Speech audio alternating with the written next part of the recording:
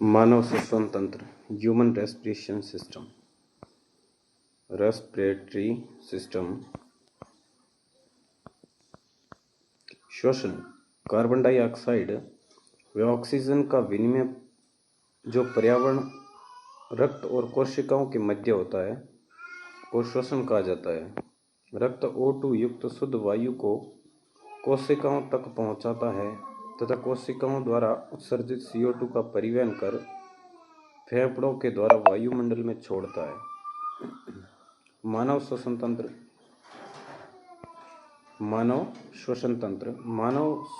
मानव में श्वसन तंत्र तीन भागों में विभक्त होता है। पहला है ऊपरी श्वसन तंत्र। इसमें मुख्य रूप से नासिका, मुख और ग्रसनी स्वर यंत्र आदि सम्मिलित हैं। दूसरा है निचला श्वसन तंत्र।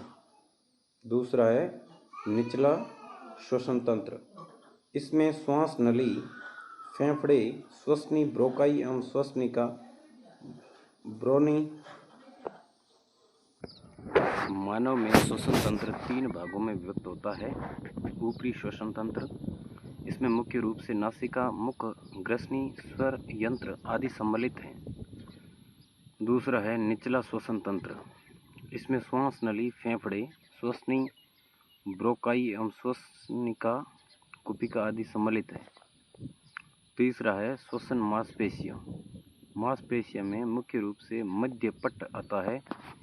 इसके संकुचन में वायु फेफड़ों में प्रविष्ट होती है तथा शीतलन द्वारा बाहर निकलती है। अब आता है श्वसन की प्रक्रिया। ये दो स्तरों पर संपादित होती है। पहला है बाह्य श्वसन। पहला कौन सा है? बाह्य श्वसन। और दूसरा कौन सा है? आंतरिक श्वसन। आंतरिक श्वसन में गैसों का विनिमय कैपिलरी में प्रवाहित रक्त तथा ऊतकों के मध्य विसरण के माध्यम से होता है। किसके माध्यम से होता है? विसरण के माध्यम से। विसरण करो। हाँ, ऐसे। ये हो गया विसरण। ये क्या हो गया? विसरण। घाटी ढक्कन एपिग्लॉटिक्स ये सुनिश्चित करती है कि वायु श्वसनली में ही जाए तथा भोजन आहार नली में ही जाए। भोजन कहाँ जाए? आहार नली में। ग्रसनी व श्वास नली को जोड़ने वाली रचना कंठ है। ठीक है, ग्रसनी व श्वास नली को जोड़ने की कंठ है। ये नौ उपस्थितियों में बना होता है। ये नौ उपस्थितियों में बना होता है। कितने में? 9 में। कितने में? 9 उपस्थितियों में बना होता है। श्वास नली सदैव खुली रहती है। श्वास नली है वो सदैव खुली रहती है तथा पिचकती नहीं है, क्योंकि इसकी भित्ति में सी आकार के उपस्थित छल्ले पाए जाते हैं। श्वसन के दौरान कुपिकाओं की सतह पर गैसीय विनिमय होता है। श्वसन के दौरान कुपिकाओं की सतह पर गैसीय विनिमय होता है। यदि कुपिकाओं की सतह को फैला दिया जाए तो ये लगभग 80 वर्ग मीटर क्षेत्र ढक लेगी। यह 80 वर्ग मीटर क्षेत्र है वो ढक लेगी। श्वसन प्रक्रम में ग्लूकोज जैसे जटिल कार्बनिक यौगिकों का विखंडन होता है, जिससे एटीपी का उपयोग कोशिका में होने वाली अन्य क्रियाओं को ऊर्जा प्रदान करने के लिए किया जाता है। श्वसन वायवीय या अवायवीय हो सकता है। वायवीय श्वसन में जीव को अधिक ऊर्जा प्राप्त होती है।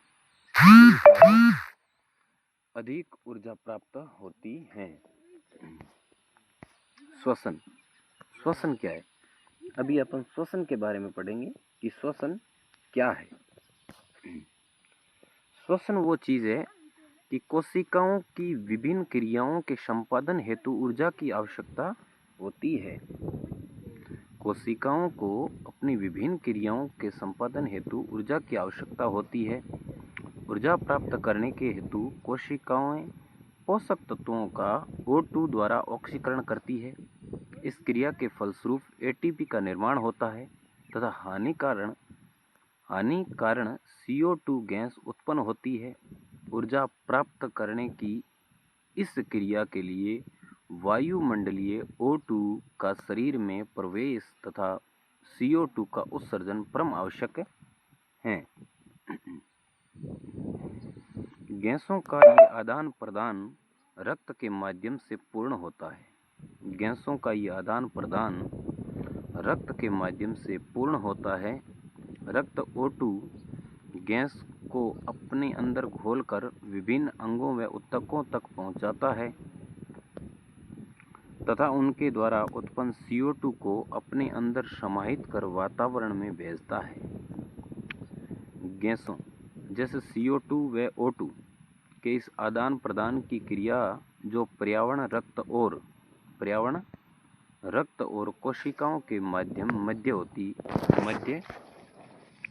होती है को श्वसन कहा जाता है। श्वसन प्रक्रिया के दौरान ऑक्सीजन युक्त वायु को नाक गले महीन होती है, जिसमें कोशिका रुधिर वाहिकाओं को जाल होता है, जहां वाहिकाओं में मौजूद रक्त श्वास द्वारा लाई गई ऑक्सीजन को ग्रहण करता है तथा रक्त द्वारा लाई गई कार्बन डाइऑक्साइड को वायु कोशिकाओं में छोड़ दी जाती है। ये अशुद्ध वायु फेफड़ों में श्वास के द्वारा वातावरण में छोड़ दी जाती है। ठीक है, अब आता है मानव श्वसन